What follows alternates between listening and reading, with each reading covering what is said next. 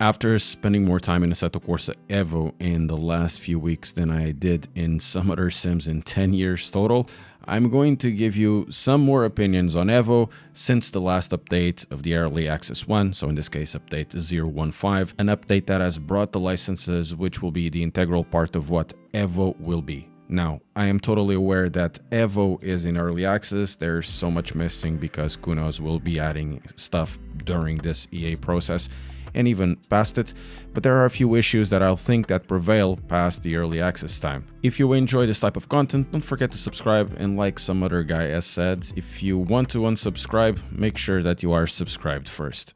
First of all, the stability issues brought over 0.15 aren't really a concern to me. It has been very unstable. Every time I do something in the licenses, it crashes basically. 0.14 didn't have these issues. It was very stable, so stability will come back. This is not really my concern at the moment.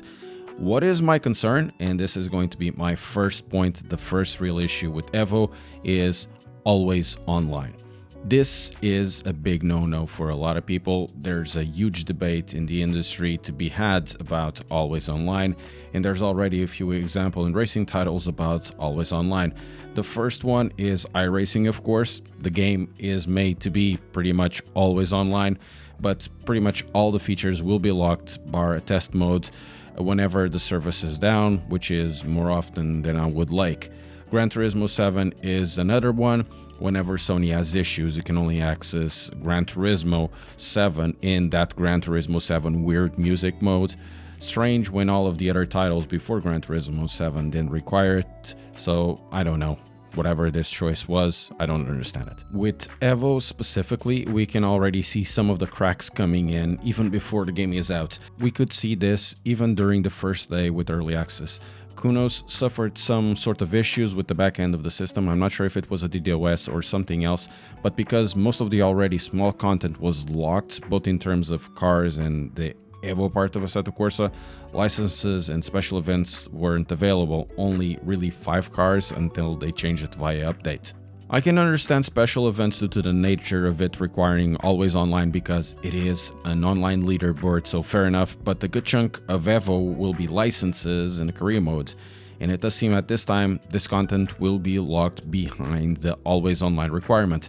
So that also will include customized cars that you may get, career credits, car dealerships, and so on. But both Assetto Corsa and Assetto Corsa Competizione didn't really have these restrictions at all.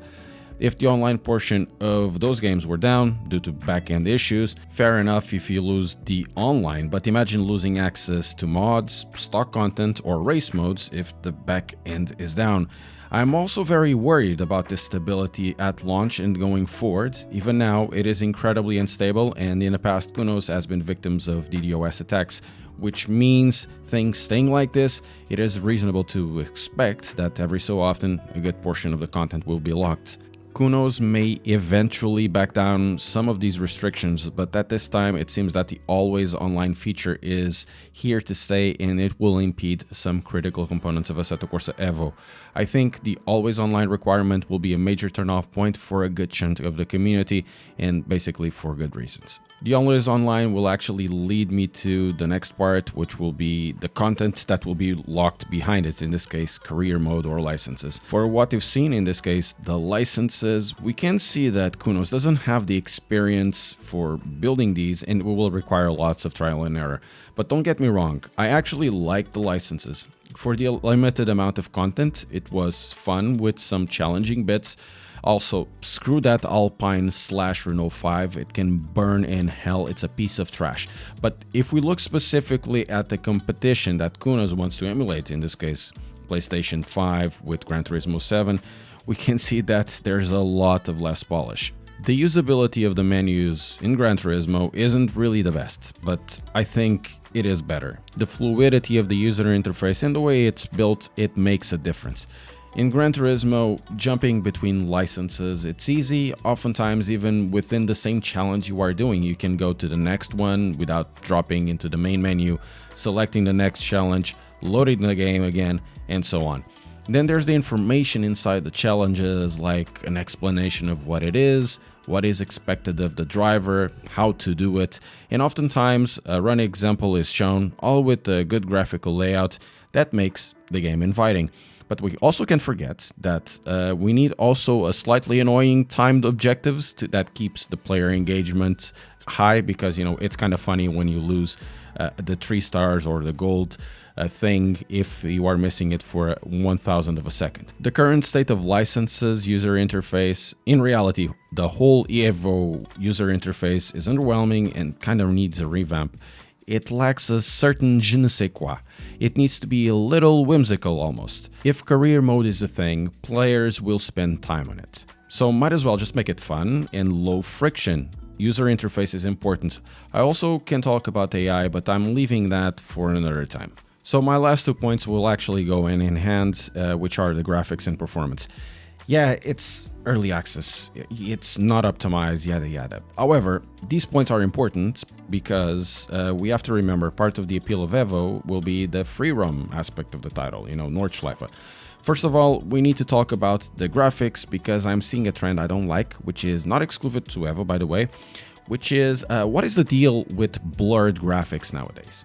Modern titles, including Evo, but also Competizione, seem to have a lot of blurred textures at a distance. The only way to effectively lower the blurriness to a more acceptable level is going into 4K, but even so, it will never look as crisp as older titles, or new titles with older graphics engines.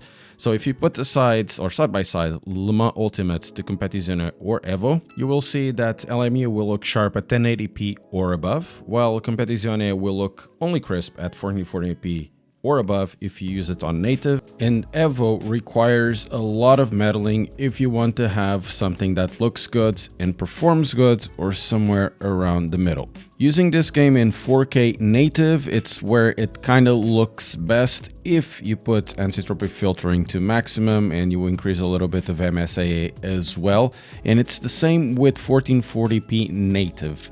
But this game, in order to get performance, it really requires for DLSS, because even at 1440p, when you're running by yourself, it's okay, but when you start putting more cars, the FPS will tank a lot, and then it just becomes a hot lap simulator. This is essentially getting a good part of the community between a rock and a hard place. You either get performance at the expense of graphics, or upgrade the PC, or suck it up, or keep doing what we are doing in Assetto Corsa, which already looks good even at 1080p. The performance aspects are usually impacted each way you decide to run it, one way or the other, but I'm excluding the lack of features in VR and triples like DLSS, because that's really a smaller user base and probably not as important at this moment, and that FSR is kind of broken because it's early access. But the graphical engine and performance being like this is much more a bigger issue that will require plenty of attention by Kunos, and it's really not something trivial, even if they are doing their own engine. We have to remember, once again, that having the Nordschleife free roam is going to be an integral part and base of the game, and performance in large maps will be a thing that is needed to run decently. And I need to use Gran Turismo 7 as an example once again. It looks good, even with the PlayStation 4. It looks sharp, the models look incredible, the light, the sharpness, consistency.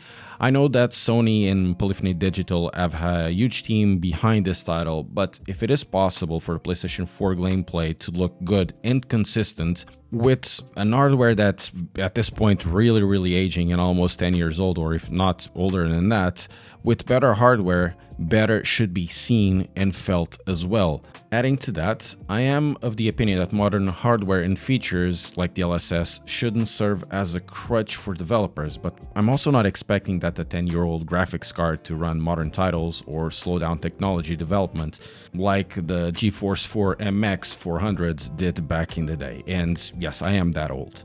In my opinion, there needs to be a useful middle ground somewhere between using the GeForce 960 in 2025 and needing a 4090 Ti to run Assetto Corsa with, decent performance and decent looks. Threat Interactive has good videos on optimization that, even though mostly won't apply to Evo or Kunos, but highlight some of the issues of modern graphics and modern gameplay that I'm seeing in things that are not just sim racing but overall, and kind of makes me more frustrated than I should be about this. Okay, to close the video, I believe all these criticisms to be valid, and I know some of you will excuse, oh, but it's early access. First of all, you need to understand this. Early access does not mean get out of jail free card. It's made specifically to stress test the title and find out what is wrong. That's basically it. That's what early access is. Secondly, in order to improve any early access title, fair and honest criticism is required. Otherwise, we just have gatekeepers over here and we have people, oh, you shouldn't criticize this because it's early access. You need to criticize it. And it's really the only way to get stuff going forward. That's why I have chosen deliberately these points to talk about, because I think that these points will be important even when early access finishes. We're talking about points that will plague the game probably for more than a year, like some other points plagued Assetto Corsa Competizione or even Assetto Corsa past its release and even past major updates. Been there, done that, so I think these are important. But anyways, what do you think about these points and what have you found in your experience with Assetto Corsa Evo?